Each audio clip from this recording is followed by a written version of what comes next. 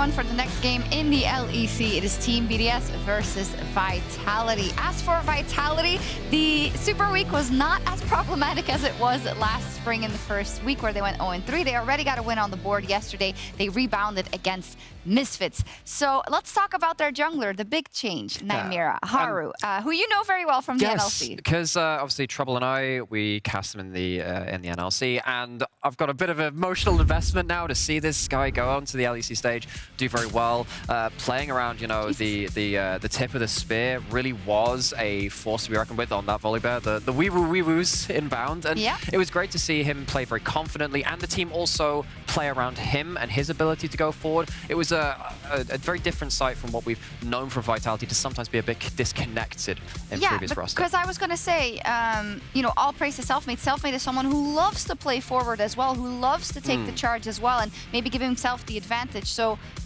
wherein lie the intricacies of the differences then? Because as you're saying, I think Selfmade is absolutely no slouch as an individual player. It always was about that connective tissue. It's about making sure that jungle support's working, jungle mid in this case too. And it feels like Haru, in this game at least, we'll have to see it become a trend rather than just a one-off, felt like it was working much better, and hopefully it's good signs for this roster going forward. Kobbe, what are your impressions of Vitality now that they have the new jungler? I think the first game they were a bit sloppy. I think the draft was not bad, but for something on the first day where the games are just different than scrims, and they needed to get a bit more ahead in that game. And I think they adapted the day after and drafted Yuumi and Corki and champions like this, and it was a lot easier for them. I think the first draft was good too. They just needed to play a bit better. Probably. Yeah. Is this a case of when you're a super team, I don't know if we should keep using it, they probably hate it that we still do it, but if you have a team with such players that have achieved so much, do you sometimes step into the trap of, oh, we can pick this composition that is actually quite difficult to execute, but we rely on our own prowess, but is it sometimes just better to go for the easy go button?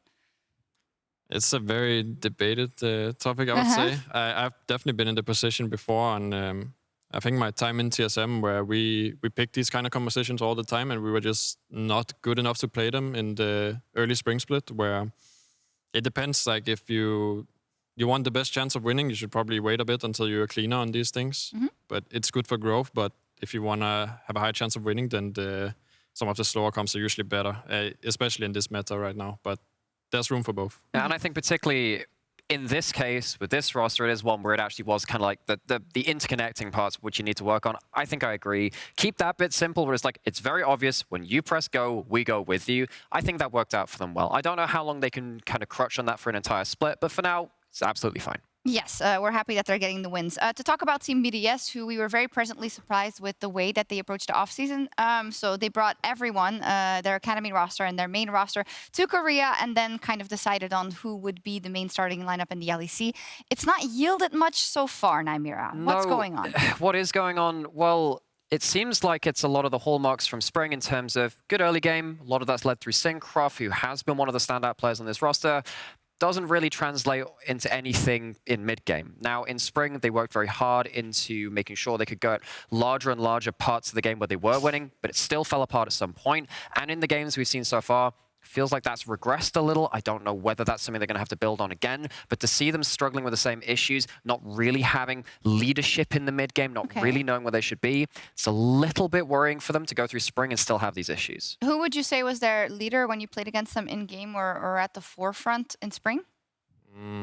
Probably the jungle mid, I would say, because I don't see the bot lane as a strong point, whether in spring or now. So I would definitely look at, and Agresivoo as well is new to the team, obviously.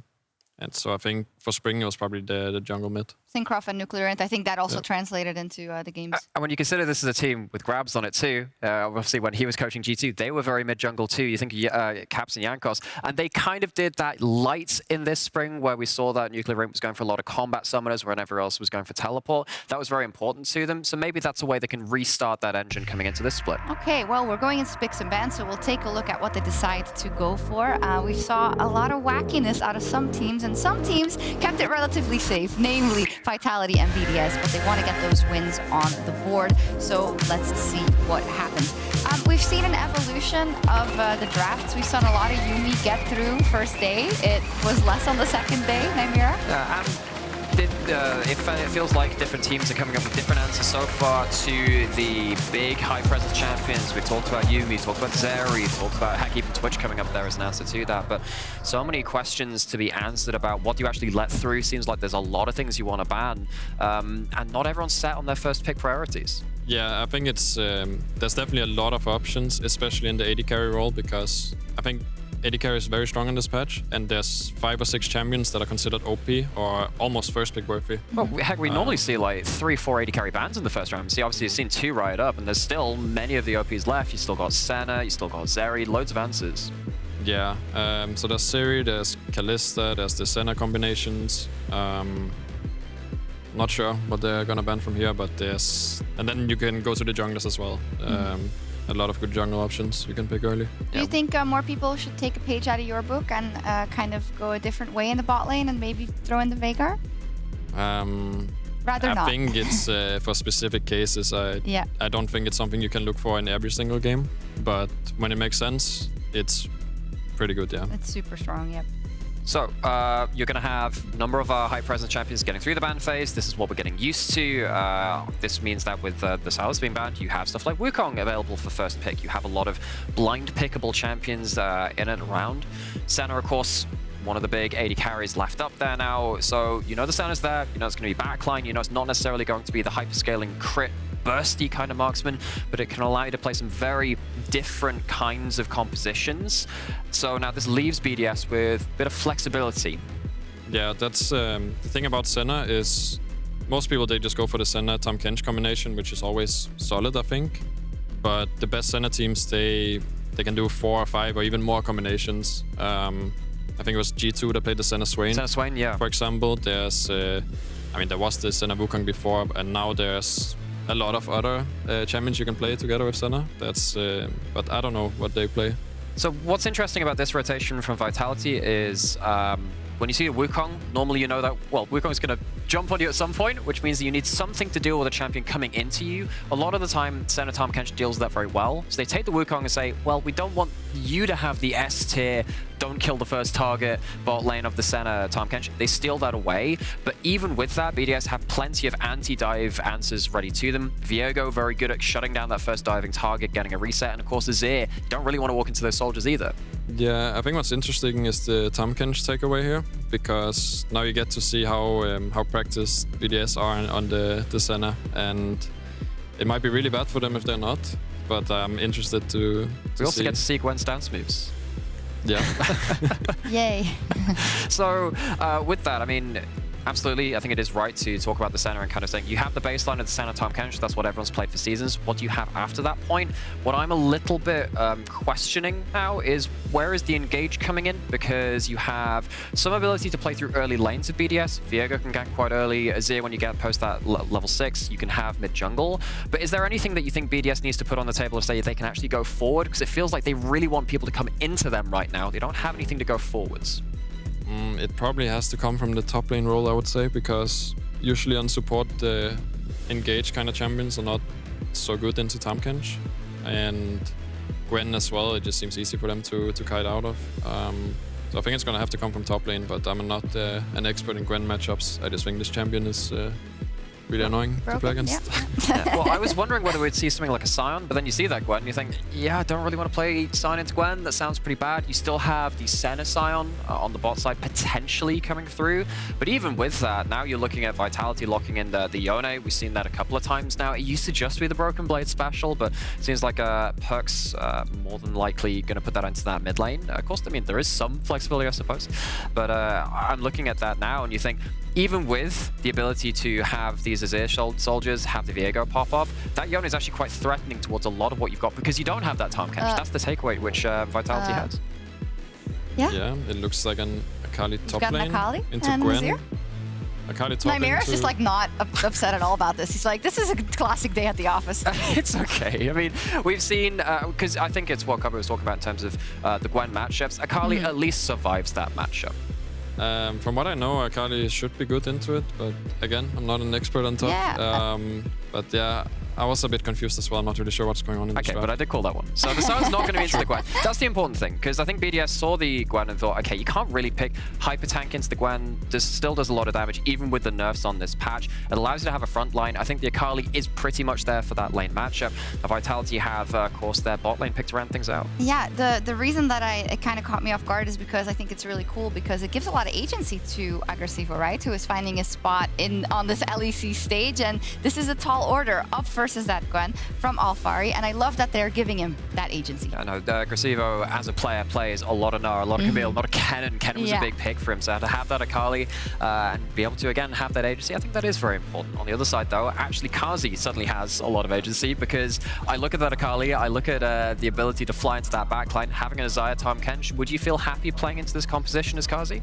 Yeah, I think Xayah is definitely not bad at all here on 5 pick. He's I mean, his team is like, they want to go in, right? And not a lot of peel except for the Tahm Kench, so Xayah is good in these cases where enemy team, they have a Akali diving onto you, a Viego, and you can just kind of play for yourself, peel yourself with your ult, so I think it's definitely good here. Alex, we talked about the Vitality lineup or yesterday to pick some bands being a little bit more comfort, a little more ease of execution. I'm not seeing that here today. What do you make of it? Obviously Carzzy is a big Xayah player, but the thing for me is that while it might be comfortable for certain players, I don't know whether all of these champions, as Kobbe was saying, actually fit together. There's a lot of going backwards in terms of the bot lane. Everyone else wants to go in. They're going to have to problem solve the way their composition pulls in multiple directions. Well, we love to see that out of Vitality, looking to finish this super week with a 2-1 scoreline where Team BDS is trying to get their first win on the board, which would be so important for this now reconfigured roster. I was going to toss to the introduction, but it's not there, which is totally fine. I don't know how much time we have to vamp still in that regard. But yeah, for BDS, obviously, naturally they will now tell me to toss. Yes, go ahead. We'll get into Team BDS versus Vitality.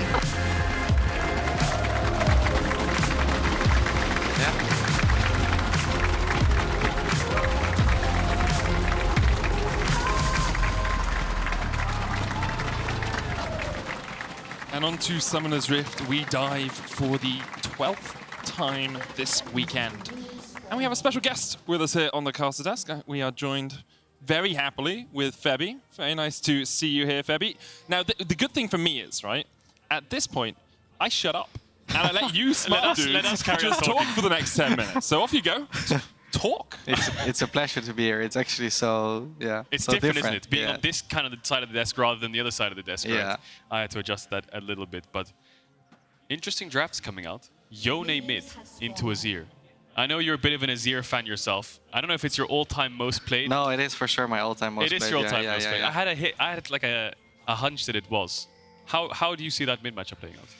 I mean, Azir is just very, very balanced champion. You know, he has push, he has escape, he has very good peeling for himself, and he's very annoying in the early game to deal with. So he will get the push for sure. And at level 3, maybe Yone can start trading back, but Azir will keep having the prio at least early game, and then hopefully he can enable his jungle a little bit. Yeah, something we were talking about yesterday was runes on Azir. I remember that conversation we had, and you were talking to me about electrocuting Knight Azir. It's like so much kill pressure, it's so annoying to play against. This time around, NUCLEARINT's playing with the first strike. I presume that's mainly because he's against a melee champ, that he can kind of get a lot of early gold, and then it scales really well. Yeah, I mean, he can for sure proc this rune very, like, a lot, right? And it has an insane value when it comes to scaling. I was actually talking to Azir, one-trick pony that is like 1k LP in US solo queue, and he will play this lane with Electrocute and Ignite, because he would obviously look for kills, right? But yeah, it's a little bit different in pro play. Yeah, pro play is all about the balance, like you said, just having the push and Perkz. We'll probably sit pretty happily with Resolve second and Doran Shield. I guess for the melee mids into Azir, it's about weathering the storm, going as even as possible, and trying to use your TP to get back into the lane to stay safe. Yeah, I mean, for sure you can also play with Comet, right? But when you play with Comet against champions that run second wind and Doran Shield, it feels like you're kind of, like, the guy's just gonna heal back up, right? So it feels like your rune is kind of... Perkz getting an insane trade there onto the Azir. Is that more so, is it on Yone to find windows to get good trades, or is it on the Azir to make a mistake and allow him to have that window in the early levels?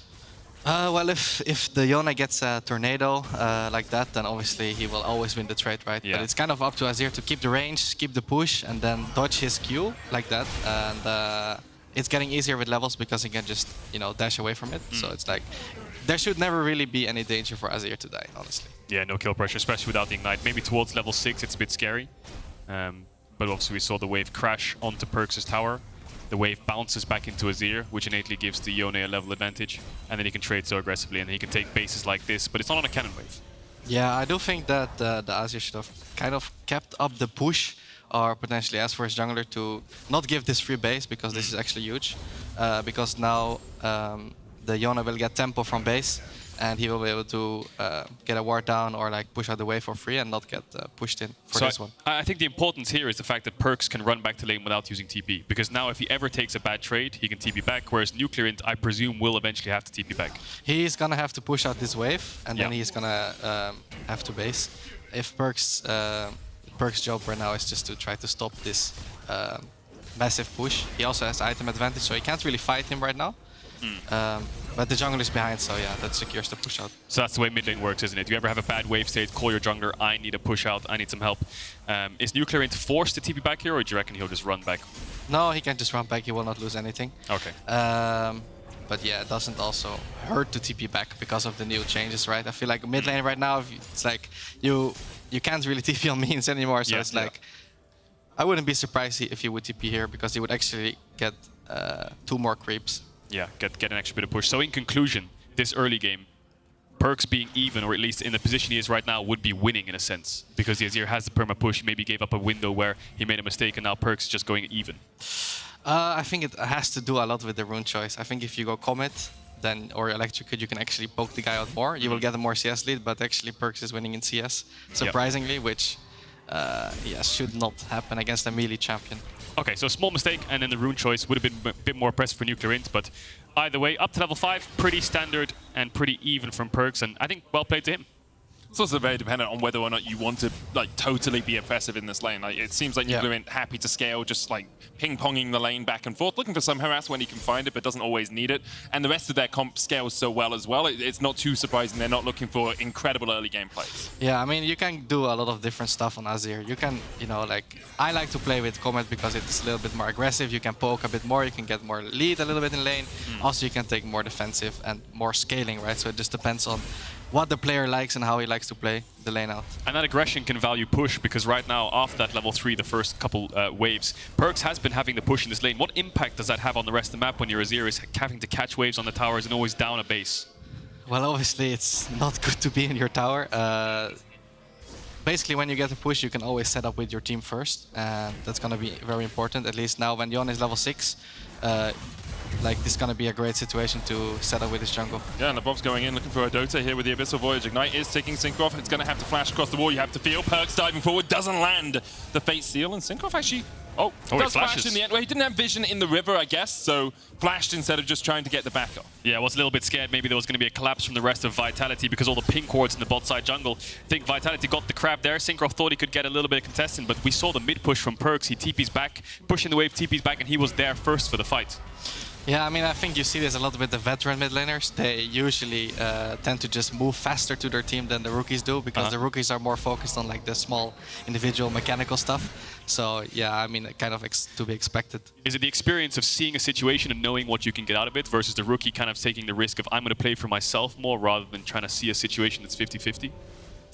I think that it's a combination. I think that the more experienced mid laners, they have a really good anticipation of what's going to happen. Yeah. And usually have communication beforehand, and then they just play off that, right? So I think it's just a mix. And the thing with the more experienced mid laners is they don't tend to make too many mistakes in the sort of minuscule moments, you know, like flash, cancelling an ultimate or something. It's the more experienced players you can trust will be able to actually hit those moments. Caedrel? Yep. You're trying to hint at me at something there, Medic? You're trying to take a small dig? One per cast, I'll allow it, so I'll let you off with that one. But what I was going to mention there is, I'm just looking at this lane phase. Perkz is up 20 CS. Yeah, really this is not supposed to happen. Usually when I play this lane, I am double CS up as Azir, but... Are you? Oh, Febby. But yeah, no, there he took a really bad trade. Like, you have to just combo out of the queue because else you will just get run down like you saw. So to me, it sounds like Azir needs to be in a point in the lane where he has so much kind of push, or he's poking you out enough to stop you from being able to want to trade. But if you give him windows where he's on full HP, he can stack his Qs and trade onto you, you always have to kind of dash backwards, and dashing backwards on Azir, you just lose so much mana. Yeah, exactly. You just want to make sure that the guy, like I would want to make sure that the Yone cannot move. You know, keep the wave shoved in. If he ever tries to walk up, maybe you can try to gank, right? Right now they have ultimate, so. And of course, it's not in isolation, the mid lane matchup. We saw NUCLEARINT after the play down towards the bottom side river backed away because Cinkrof was resetting. He didn't know where Haru was on the map, so you have to give that degree of respect to the fact that jungler could come in or even the enemy bot lane. Yeah, I think Febby just hit the nail on the head. When you look at people like rookie players here or Chovy, they always try to keep as much push as possible, and when the wave's under tower, they hide in fog of war. So the enemy mid doesn't know if he's basing, if he's roaming, what he's actually doing. Then he reappears as the wave re-arrives, and you push it back in again. Yeah, I mean, basically Azir is just it's not a champion that will burst you down, but Azir is actually like a poke champion. A poke champion with push that is very, very, very good scaling. Yeah, and I think that's why we see so much high priority on pro play in general, because it gives you lane push. A champion that gives you push and scaling is very rare to see. I mean, Corki can kind of match it. We saw BDS ban that out.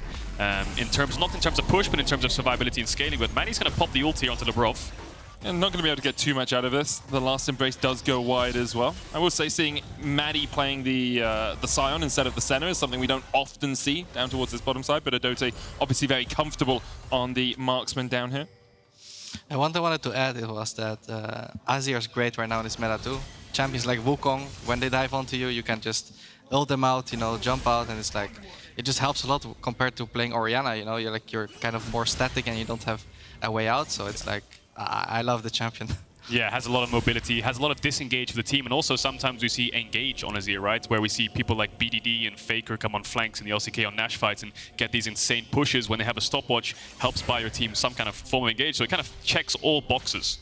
It definitely does, gives you a huge amount of scaling. Before we let you go, Febby, I want to quiz Caedrel quickly. What do you think Forbiven's all-time total games on Azir is? How many games has he played all time? 94. 58, so you're only 40 out there.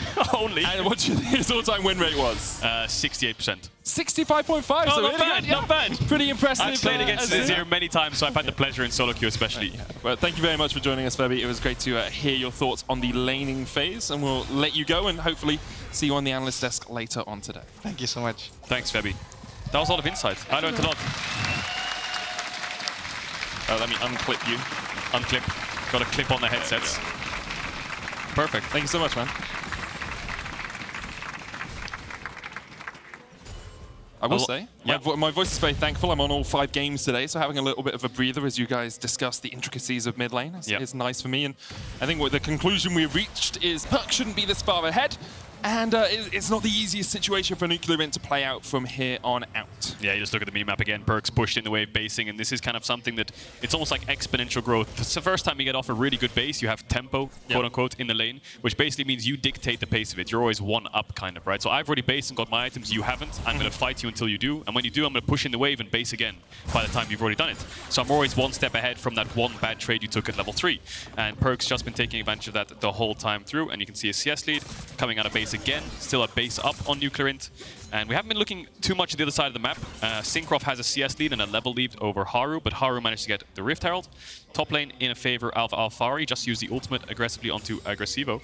Cinkrof and NUCLEARINT hopping around. He used the Hallowed Path, so I'm wondering if that Hallowed Mist being down means Alphari just has nowhere to go. First blood over to Agresivoo, just a bit too aggressive there from Alphari. Definitely was, and I would love to hear the Vitality comps in that play, because NUCLEARINT just kind of went missing towards top side.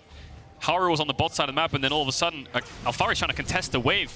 Haru's going to try and punish that by placing down the Herald. Vitality's bot lane is on the way, trying to stop BDSs from being able to collapse towards mid, but they will get a couple platings here. Rift Herald will get a charge off. Abyssal Voyage going forward. Erdote's going to have to flash away from that one. Rift Herald dies before it charges. That's huge, actually. You burn a flash to stop the enemy mid and jungle from getting 300 gold? Definitely is, and if you just kind of think of the cost investment and the time investment of Wukong doing the Herald, picking it up, and Cinkrof just farming throughout the whole time, right? So all that time invested and now lost out on the gold. would mean that the tower would have around 1 plate left, so Perkz could have picked it up later on in the game, but that is not the case. So NUCLEARINT will be pretty happy with his tower being healthy. We'll pick up a blue buff from Cinkrof as well. So other than that top kill, pretty even game so far. CS leads towards Vitality somewhat, but Cinkrof and the kill just too much right now. So a little 700-800 gold lead in favor of BDS. And you have to remember the scaling that's on BDS as well. Infinite scaling on 2 of their champions. Technically, Senna and Sion both scale up infinitely. And lots of people don't realize that Sion does have infinite health scaling. On his W, whenever he kills an enemy, he gets 4 bonus health, and it goes up to 15 health for champions or large enemies. So I think he's at about 500 bonus health just out of that W passive right now. And that's why Krugs are up. Sion's gonna take the Krugs. Yep. We've talked a lot about Baus, but again, another Sion. It's his camp. You gotta get the Krugs, all those small Krugs, all that extra HP. Always best for Sion. And as much as I'm a jungler and I hate seeing my level 3, level 4 Krugs die in my top laner, if it's a Sion, I'll allow it. Just gives him even more tankiness as the game goes on. And BDS, I mean, a relatively strong start so far. It feels like, apart from the death of Alphari towards the top side, Vitality haven't really looked too proactive either. It seems like they're settling in for a little bit of a long haul in this game. They've taken a Dragon, they took the Rift Herald charge not working, obviously is bad for them, but it doesn't look like they're constantly forcing plays and they're not working. Instead, it looks like they're just a little bit more passive. Featherstorm coming out from Carzzy, kind of to be expected as soon as you see a Sion chasing you down. You want to make sure that you can escape. A little bit scary, and yeah, just going back to your point there, Vitality not doing too much in the early game, just playing for the Herald and now this Mountain Dragon. I mean, this is Haru's 3rd unique champion of the split. We saw his Volibear, very proactive. We saw his Xinzao tried to make plays happen and got a gold lead against Mad Lions, ended up falling short. But Wukong's not the kind of jungler who can force early plays. It's not a Jarvan or a Volibear or anything that can look for early dives. Needs level 6, needs some kind of lane pressure to fight for 2v2s around, but there's no fighting happening on the map right now, so he can't really capitalize on it. And also, he doesn't have great setup in his lanes. It's not like he has a Nautilus or a Yone in support or someone with CC up towards the top side. Like, you gank a Gwen, you're the one that has to put the CC down, and Agresivoo on the Akali, very safe as well with that Twilight Shroud. BDS now are looking to get the 2nd Rift Herald of the game. Haru is in the area, down a level. You can see he's about 20 CS in the hole as well, so looks like Cinkrof with Erdote up here should be pretty safe securing this one. It's the objective game, this game, isn't it? So once this Herald falls, I'm expecting BDS to have a play, and that play is probably heralding mid or top tower, which looks pretty low to get the first tower of the game. A little bit of gold in the back pocket of the Akali would be pretty dandy for their comp, which will do pretty well into the Gwen later on. I think it used to be a counter pick, like in spring, I think it was, or summer last year into the Gwen. So Agresivoo just pulling that one out, has the Rift Maker.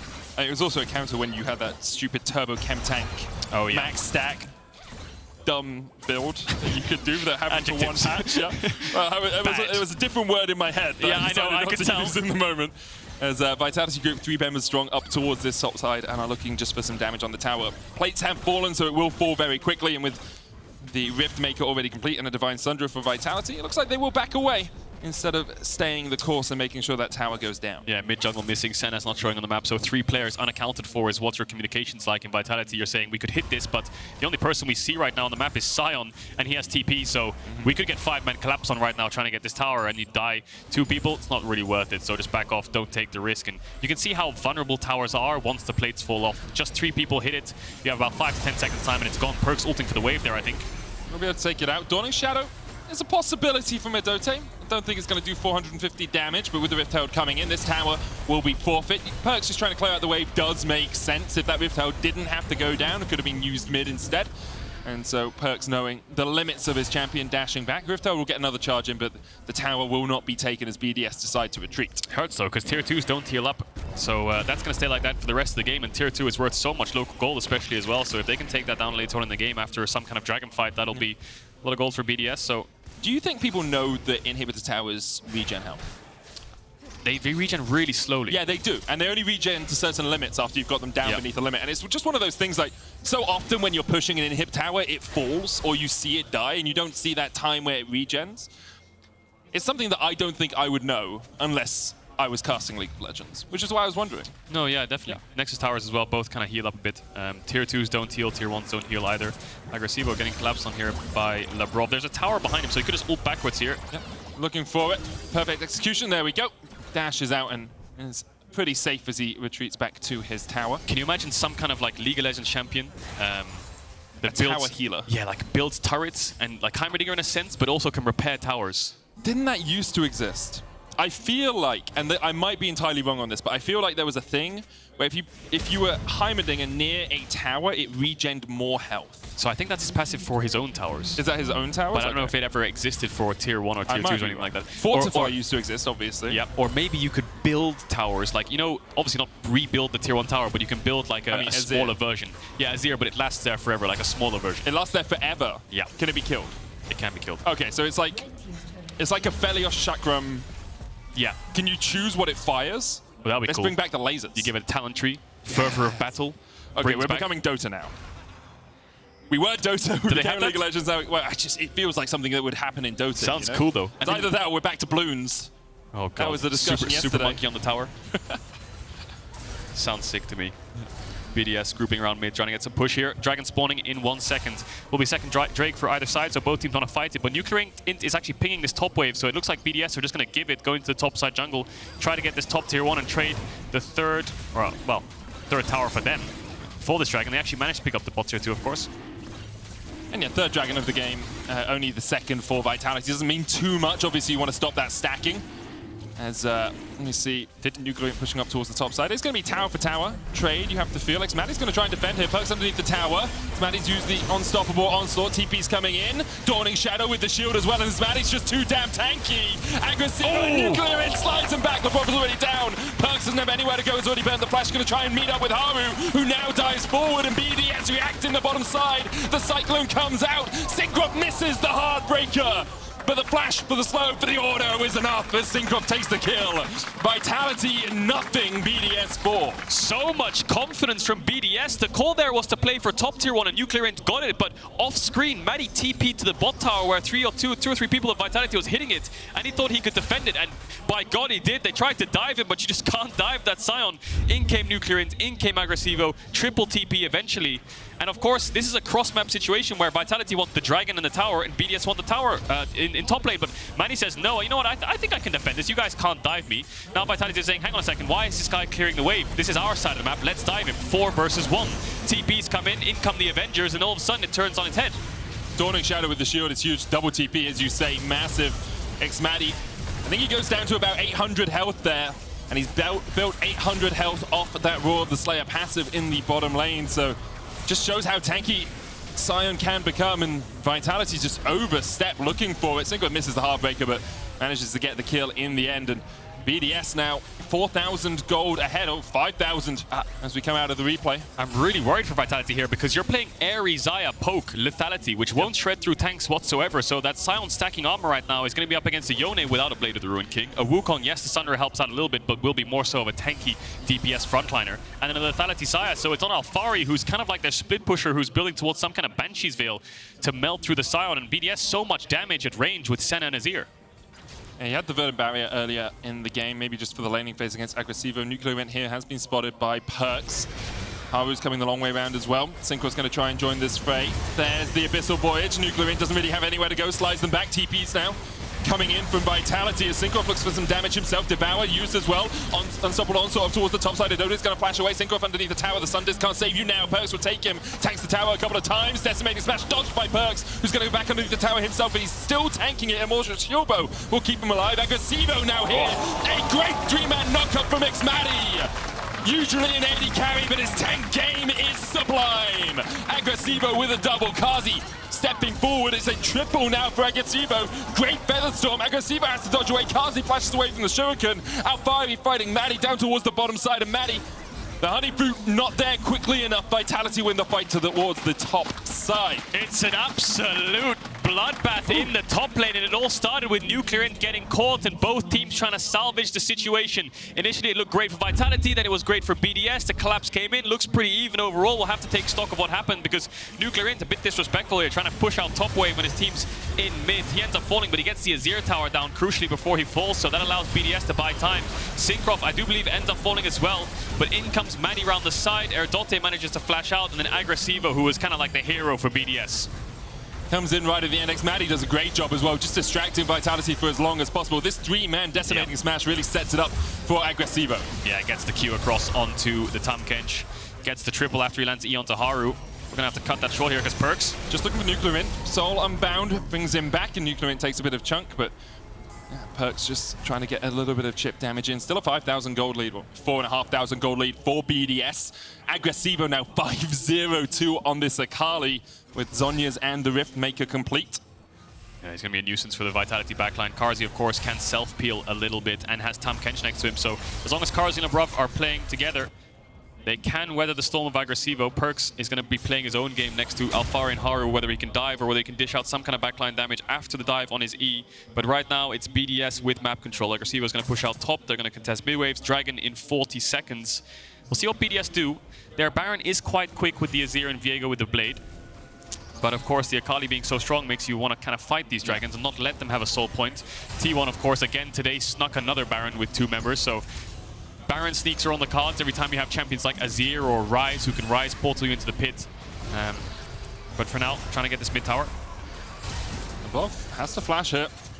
Minions underneath the tower will be push forward. BDS now working their way down towards the bottom side. NUCLEARINT does have the TP. You can see Perkz off towards the top, has a teleport of his own if he is needed to join the fight. I think he's just going to go back and finish this next item. Perhaps Vitality waiting for him to do that before he can really start the fight. Doesn't get it. Instead, back towards the way. 1.6k on him. He'd really like to spend that before a fight begins. Looks like he wants Wits End before anything kicks off. We'll see if he gets it. It does give him a little bit of magic resist, of course, against the Azir. Will help in his 1v1 if he ever matches on a side lane against the Akali. Dragon in favor of BDS, still 10 minutes away from the Soul for either side. 34, 35 minutes when we see a Soul. Senna ult used to check if they're on Nash. We're a little bit scared there. I mean, understandably, they didn't really have as much vision control around the area as they'd like. Vitality took the time that they were on the Dragon to move up towards that top side and clear out the vision. But for the moment, BDS in a very strong spot, considering they're 0-2 over the last couple of days, and a lot of people actually already slating them as the worst, if not one of the worst teams in the tournament. To be able to challenge Vitality like this is strong. And of course, for Vitality, it just puts more questions up than it answers, really. You know, you have a game against Mad, which is close until team fights. Yesterday, you have that win versus Misfits, and today against BDS, you can't really find the fights. And through early game in action to a bit of action in that bottom lane that really went to arrears.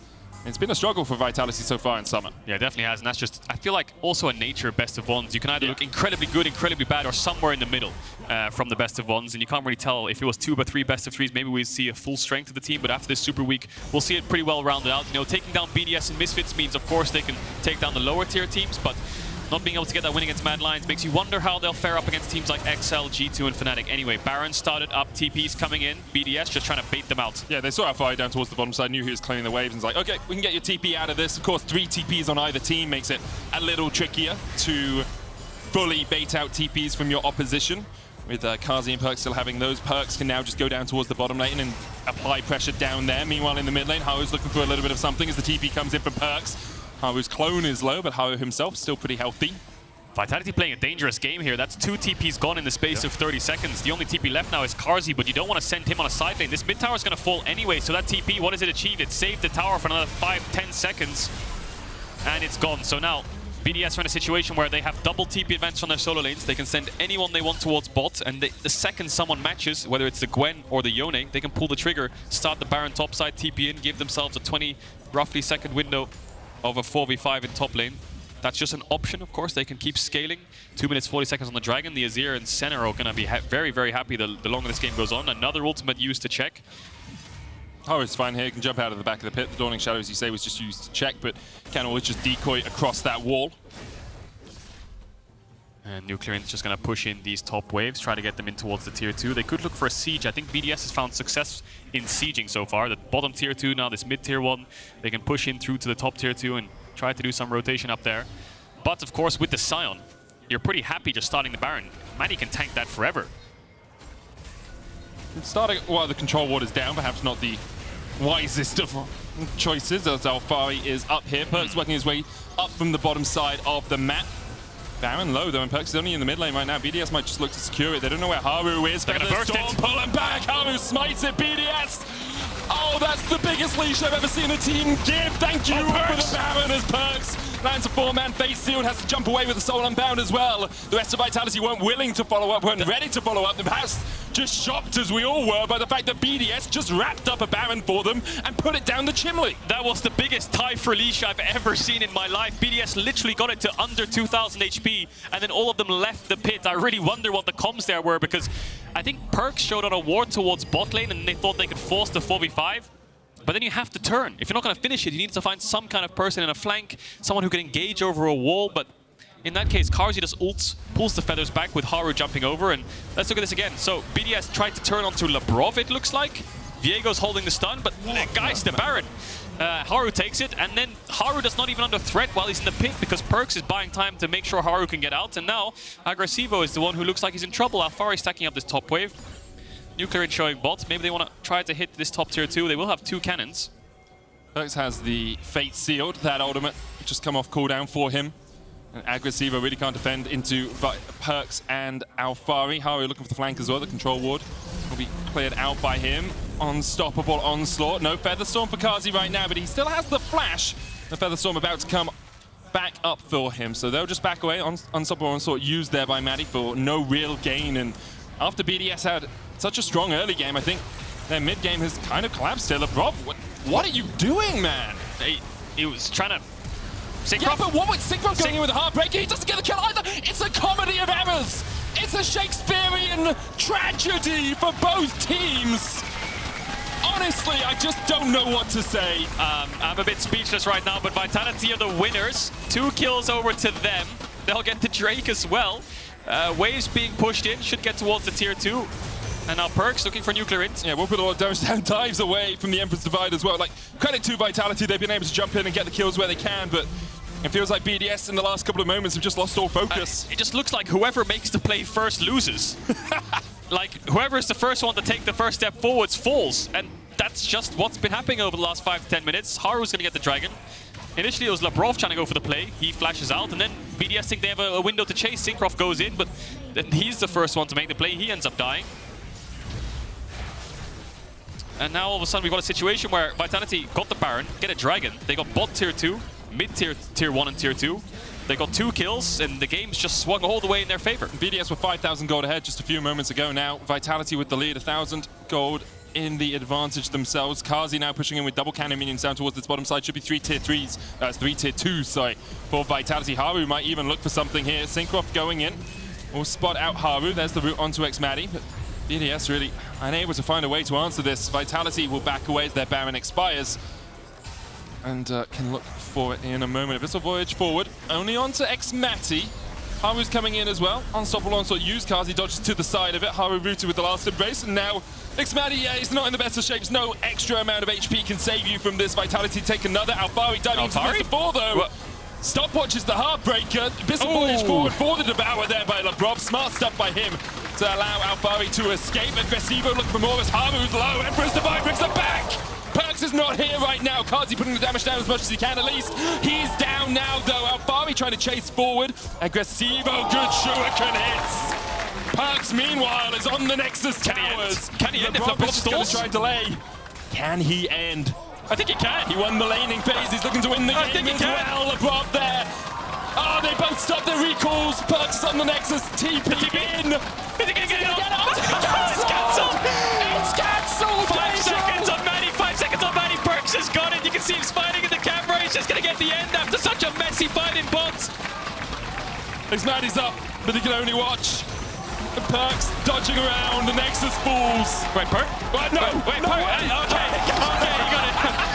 So, what the hell was going to happen for a second there? They were putting their shoes back on, and Perkz like, I got it. Everyone was kind of off their PCs. Perkz managed to finish it. A comedy of errors in the last 10 minutes there leads to a Vitality win. I'm sure they'll take it. Vitality finishes Super Week now 2-1. BDS 0-3. And wow, it felt like a game where BDS just had full control up until that Baron. And then no control after it. Yeah. That's what it seemed like. BDS obviously in spring, their mid game was a key focus of concern for them, a key error in their gameplay. And here, once again, it rears its ugly head. Vitality, as you say, will be happy with the 2-1. It's a win. I mean, win's a win. You take them where you can get them. goes down on the score sheet, gets you towards playoffs. And that's all they'll be looking at right now. Lots of things to work on coming into next week, but they have a whole week to prep and prepare for that. Yeah, and it's week 1 of new teams, right? Yeah. It's to be expected having mistakes or just macro errors or not being able to close out games properly or miscommunication. It's very, very normal, I think. But yeah, those 10 minutes were something else. They were. Obviously, you have to remember Super Weeks are hard on everyone, on the players as well. Like, you're prepping for 3 different teams. It's very warm here in Berlin as well, so that's always going to affect people. But yeah, just a few mistakes that you would not expect from this caliber of player. Yeah, I'm sure there's a lot to reflect on, and it's you look at it in a different light when you win, right? You look back on your mistakes, you're like, oh, we could have done this, we could have done that, we could have done this. But when you lose, you're a bit more of a negative mindset. You look at things with the glass is half empty, and you're kind of like, well, you know, the pointing fingers comes around. We should be able to do this, guys. Come on. But once you've won, you know, those negative thoughts just instantly go away. More joviality towards the whole thing. Your key player of the game votes at LEC on Twitter. Haru, Perkz, and Carzzy are your options. Yeah, give it to one of them. Yeah. I mean, Perkz had great CS numbers, great lane phase. I mean, we broke it down with Febby. If we look at just like the individual moments that Perkz had, I think he definitely stands out the most of the 3. Yeah, no, Haru had some good fights. Yeah, the Baron steal with the ult from Carzzy and then Haru in the pit worked out well for them as well. So. And Perkz ended the game. Yeah, Perkz ended the game. He did a sneaky little backdoor. That he did. So Vitality able to pick up the win against BDS. Brings them to 2 on the weekend. 1 against Misfits yesterday, of course. Yep. I'd say a relatively easy start of the split for them. Yeah. And definitely some things to work on and improve over the next few weeks before they start facing what are expected to be tougher opposition. Yeah, strength of schedule always kind of misleading sometimes when teams are 3-0 or 2-1, you know. I mean, I think Vitality had a pretty easy schedule coming into week 1. Of course, will get harder, whereas other teams, you know, like Rogue. Yeah, Fnatic into G2 is really tough. Right, it's a lot more difficult. It definitely is, and we'll see how Rogue are able to match up against Mad later today as well. Mad looking in fine form, 2-0 in their first 2 games, one of our 3 undefeated teams. It's going to be a pretty fun one to watch. Yeah, Nisqy coming in has just kind of changed the whole team atmosphere. It looks like from the outside, they look so alive, and he looks like he's on fire. Yeah, he really does. I believe we are just waiting. Yeah, we're ready. I'm going to hand it over to Laure, who's sitting by with Ismael, the Vitality performance coach. Thank you, Medic and Ismael. Thank you so much for joining me after this crazy game. First question, how did you guys react to the end of the game? Well, it was crazy. I think the time stopped just at the end. So, yeah, it was very surprising, but I guess the guys pulled it through. So, yeah, it's always for the fans, for the content. So, I think it was good. Sending lots of strength to Neo, because I know he's also backstage with the team and he can get stressed in this situation. Yeah, for sure. So, yeah, he must be happy that you guys picked up this one. Let's talk about Vitality, because you replaced a player, as we often send during the week, benching Selfmade, Haru being brought in. But this player has like tons of experience. He's a former world champion. He played in Latin America, in IRLs, now joining Vitality. Tell me about your work with him and how did you make him part of the team? Because it must be hard switching players, one player, during the season like this. Yeah, for sure. I think you optimally would like to have your roster, your full roster all year long, and hopefully for many, many years to go to develop and to try to understand each other. In this case, we have Haru, and I think like he's an amazing guy. Like he speaks very well English. He understands as well, or he tries to understand our culture, because we need to look at it into the cultural sense. And this is how we can integrate him. And I think like he is very open-minded. He is very willing to try new things. He's willing to accommodate himself, compromise himself. And his experience is amazing as well. So slowly, he continued integrating with all the guys. And I think like everyone else in the team is trying to integrate him very well. So I think we have a good atmosphere, you know, like it is important for them to have fun. And this is what we are trying to push. Wow, amazing to hear. And how about the rest of the players? Because when we talked in spring, you told me about some concept that you were trying to implement, never forcing players, but just showing them that there's many things that you can have and that can improve performance. How has the work been so far? Yeah, I think it's the basic idea is when you're forcing something that you really don't want to do it, you don't want to believe, or you don't believe in it, what you end up doing is just the opposite effect. So it just has a negative aspect of it.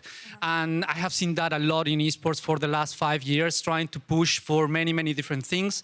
and that doesn't work. So this is what I think, like, we are trying to understand the players. We reflect a lot what's working, what is not working, how we can help them to feel optimal, to feel good. So that's what we're doing, basically. And with Harris as well, the same thing. He has some experience.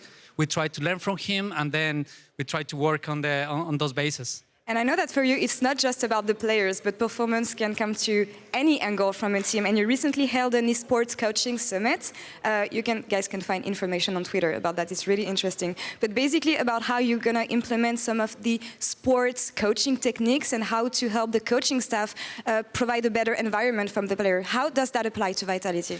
Yeah, I think definitely this was, let's say, a dream for me. Like, I've been doing a lot of workshops for coaches or coach the coach with my previous teams, with my previous coaches, but never at the point to try to get them out of the comfort zone and try to give them tools to understand what are we doing, how are we coaching our players, or how we as coaches are developing. So this is what Neo and Team Vitality and the university, the German Sport University in Cologne provided us, which we brought a bunch of experts in coaching in traditional sports and sports scientists and sports psychologists.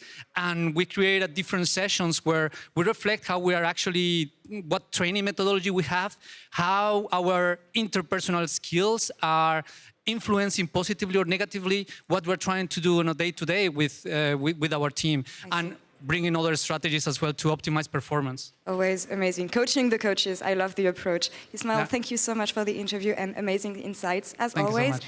And Sjokz, back to you for more on that game. Thank you so much, Laure. It's always great to hear from Ismael and once again about his perspectives on everything that surrounds a pro team, because as we saw in this game, it doesn't always go as planned. Does it now? It should have. It should have. We've been really hitting on the fact that BDS do not have an identity, and when you lose so much, you need to start learning how to win again and how to do that. And it's very simple. It starts from the draft. It starts as easy as a 1, 2, 3. 3 scaling champions that will make it work 9 out of 10 times. Senna first pick, Viego into Azir. This is very simple. We've seen it a lot, especially in the ERLs from the NOC, that 1, 2, 3 is winning games on its own by just champions itself. And then our last sore spot for BDS was the fact that, yes, xMatty would get out of laning phase. That was the first problem. But the second one is that his positioning was often not the greatest. He would get caught out in team fights. They put him on a Sion. They literally put him on a tank. They're like, here, xMatty, now you can't die. And honestly, it worked well enough for BDS in the early game until it did not. And that's, again, kind of where we've seen BDS end up more often than not. We talked about a lot in pre-game. We talked a lot about drafting towards comfort on one side for Vitality. That was their hallmark. But the hallmark of BDS was realistically that early game goes well until it just starts to fall apart. And sadly, that's what we saw again. While those first 3 picks you've seen in the ERLs a lot, they do work out. A lot of the time, that's because actually they've just relying on their players to just out-muscle. And against a team like Vitality, that's not easy to do. And of course, it didn't work out in this game. We saw it versus SK as well, where BDS was actually able to do pretty well in the early game, but come mid and late game, it was more difficult. Where did it start to go wrong, and could they have righted the ship? Well, where did it start to go wrong? Well, this is where it started to go right, because at least at this point, it wasn't them making the play, it was them responding to a play, and it felt like when they were responding to some of the big plays, they kind of understood what was going on. When I think they started to be a bit more proactive and they had the lead, it was like, okay, I've got the ball. What do I do with it? And that's where things got a little bit more difficult, because as you can see in that bot lane play, they were reacting. They were playing around the defensive kind of countermeasures. In this top lane, again, similar kind of thing. This is where the wheels started to come off a little, though, because, again, they started to continue the play after that point. I think when they started to get on the front foot, that's where it got a little bit directionless. Yeah, and I feel like this has also been the case for Vitality, right? We have also criticized the fact that they're not playing necessarily very aggressive. Here, they overreached and got punished twice, but we see that sort of creativity and aggression coming through in the mid-game to try and turn things around. And of course, in this one, it works. Carzzy comes in a little bit late and manages to get the kills and the peel in, but Agresivoo comes out with a 5-0. Now, the point that it starts going wrong for BDS, because since then they had the right idea, they had a 5-0 Akali, as we mentioned, is the fact that they wanted to start the damn Baron. Yeah. And every time this looks always like a Dignitas Baron, because they're like, cool, we're going to start it, and then maybe we're either going to turn, or we're going to take the 50-50. The 50-50 doesn't even happen, because the entirety of BDS will leave Baron on 500 speed and be like, yeah, sure, we gift draft it, have it. But then you look at the map, even just before this, right? You haven't pushed in mid lane. You haven't got vision into the enemy red side. Well, it looks like, oh gosh, we've got to flip it now. It feels like just all of the setup just wasn't in place. It feels like they're trying to cut corners. If that works out, sure, great. You got yourself a move ahead of that momentum, but it was always going to be a risk and they get punished for it. Yeah, talk to me about the Vitality perspective then, because it was quite clear, unfortunately, for BDS, where it kind of the wheels came out of the wagon. But how did Vitality play this? Because they didn't, in all times in this game, look that much in charge either, right? And I just feel like we put a lot of emphasis on Haru and what can he change. Yeah. Self-made maybe was the problem, as it goes on Twitter as well. SME. And Haru comes back in. What does he give to the team? Because so far, the early game is kind of meh. It's a little bit lukewarm. They don't look for very early game opportunities, even though they have these high caliber players that can mechanically outplay their opponents. They will rather wait for a more decisive moment that they can turn the game around. Once they took the Baron, it was very clear for them. They bled their vision into the opponent's jungle and pushed in the waves. But I feel like the game plan needs to be more decisive in the early to mid, so then they don't have to rely on a 500 speed Baron just waiting for you. Yeah, and you know, there are a lot of things still going well for them. I think Perkz' laning phase, Febby was talking about it a lot, really punishing the on-stage jitters, he said, of that Azir kind of matchup, saying, actually, you know, Azir can get prio in this matchup. Perkz was just the better player in that individual matchup. I think particularly on his side for this game, he was a real shining star, and we can see that from all of their players individually. Vitality, individual pieces, good. 2-1 for the Super Week. I think they'll be really happy with that. BDS, however, not with a win this week. We'll see about next week for them. When we come back, though, we have Fnatic up on the docket versus SK Gaming. Don't go anywhere. We'll be right back.